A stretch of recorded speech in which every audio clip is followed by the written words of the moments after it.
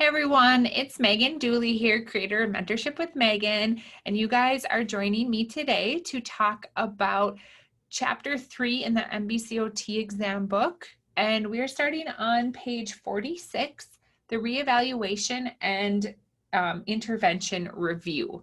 This is going to be a nice short section, and yes, this is starting on page 46, so there's multiple short videos for this chapter because it's quite a lengthy chapter. So today we're going to just talk about what does a reeval look like and what should you do when planning for a discharge. I think the biggest thing that people get confused about when looking at a reevaluation, sometimes a reevaluation, so when we're looking about a reeval, okay, this could be something along the lines of an actual reeval that you need to do for your client, for billing, for the doctor. Okay, so that's one thing that we could need to do. So one thing for a reeval is actually needed for the doctor. Number two could be for insurance purposes. Okay. Number three is just simply reevaluating your client to see if they have improved, worsened, or stayed the same. So the reason we call it a reevaluation or an intervention review, don't confuse a reevaluation as only being something that the doctor or insurance needs, but it's something that you do daily. Okay. You do this daily. You are going to be reevaluating your client's performance every day to see if you've set the right goals, to see if you have set up the appropriate treatment plan for them. If they're improving, what do you need to do? If they're improving, do you need to increase their goals? Do you need to grade their challenges up? Change some of their interventions? If they're meeting all of their goals, is it because every task is seated? Is it because you're giving them verbal cues with every task? So reevaluation in this chapter is looking at what we do every single day during that OT process, during that intervention. After we get done seeing a client in that moment, we're going to sit down and see where they're at. If they're worsening or they're staying the same, is it time to discharge the client? If they're not getting better, is it time to look at different methods? Are you asking too much out of your client? Are you setting them up too quickly to try to reach something that they're not capable of at this time? So do you need to grade down your activity? Or is there something going on that they potentially need the assistance from a different profession, whether it's PT, speech, psychology? Maybe they need a different doctor's opinion before continuing with your treatment. The other thing to look at, okay, so that's a reeval or intervention review. Every time you do this, be thinking about those things. The other thing to talk about in this section is a discharge plan. Discharge plan. My writing's amazing, okay? Discharge plan or discharge planning, as you should think about it, because this is going to be occurring from the minute that you start seeing this client. Where do you think they're going to be able to go? What are they going to be able to do? There's lots of reasons that you are discharging somebody from therapy, okay? Lots of reasons. One of these, okay? One might be because they met their goals. Awesome, that's the best case scenario for discharging somebody. Two, they plateaued.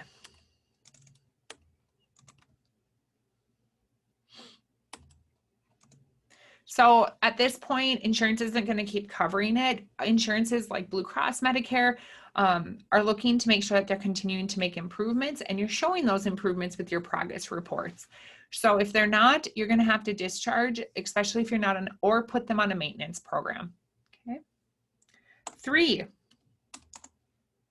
they don't need skilled therapy. No need for skilled therapy.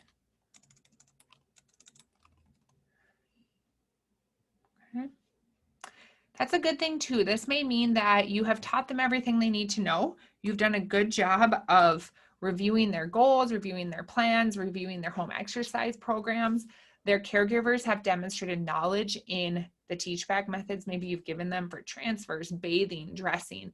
And so they need to continue with therapy or with the tasks you've given them, but your skill is no longer required. Their caregiver can implement that. They can implement that task on their own at home. So don't keep people, don't keep people because you think it's nice to be that person that goes there and encourages them to do their exercises. They would need to be discharged and given that job to someone else unless they decline with that task. And then they may need you to come back in to retrain them on how to successfully keep implementing those activities. New or worsen illness. This is a common one if you guys worked in acute care, inpatient rehab, even skilled nursing. They may be seeing you for a hip fracture, or maybe they had pneumonia and now there's a UTI, or they've suffered a stroke, or they come to you, they've had a stroke, now they've had a second stroke. So that would mean that you would discharge them and they will probably more than likely come back to your caseload when they are medically stable. The final one, the fifth and final, would be that the length of stay has expired and you can no longer see them. This is insurance bound. It may be that they run out of visits and they can't private pay for outpatient, for inpatient or hospital-based. There's a number that they are given for a number of days for you to make improvements with them. And once they hit those number of days, they have to go somewhere. And so your therapy is going to end. As I stated, your discharge planning, or the principles behind discharge planning. Discharge planning starts day number 1. Okay? The minute that you meet that person, you're starting to think about your goals and where are they going to be discharging to and what does that look like for them. Second thing, it's got to be collaborative in nature. This is something where we need to work together. Okay. It's not about just you. If you're working on a discharge plan, you should probably include the other people in that plan so that you're not doubling up. If someone else is working on how far someone should walk, you're going to be working on dressing, bathing, those type of things. You also need to think about one of the principles of discharge planning is where are they going to?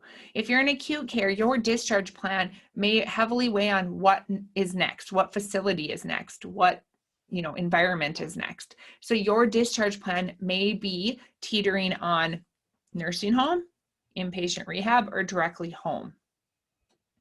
Okay. If they're going directly home, within that discharge plan, you need to have a way to assess their home. That's either a direct viewing of their home and doing a home assessment, or having a caregiver or loved one fill out a form on their home safety or their home environment, maybe bring in some pictures of the bathroom, the bedroom area, some of those main areas. That needs to be part of discharge planning. And then finally, you need to ensure that you are meeting those expectations of discharge for the client and the caregivers before they go home. This includes things like training them in transfers, training them in medication management, training them in cooking or bathing, giving them the resources that they need before they go home. So if that's their home exercise program printed out, if that's additional resources for outpatient clinics for them to attend to, if they're in the hospital with you or the nursing home, etc. What resources do they need? TheraBand? Do they need TheraPutty? What are they going to need to go home? Adaptive equipment. Those things need to be done and finalized before they go home as part of your discharge plan. Okay, nothing's worse than somebody getting home and they don't have a walker yet, or they don't have a tub bench so they can't shower or, move around the home. Actually had a patient the other day that had come back to their their independent living facility after an amputation with no wheelchair. Okay, so they put him in one position in his room, which is a safety hazard for fire. He can't get around independently. So for AOTA, for your NBCOT, the thing that you want to look at with discharge planning is why are we discharging, and what is the nature, or what are you planning to do with your discharge? Where are they going? What type of facility is it going to be? What is that facility's environment? And then what kind of training and resources do they need prior to discharging from your care? Okay, if you have any questions, please either call me below, set up a time, or you can email me. So this little topic was page 46 and 47 in the NBCOT exam study guide book.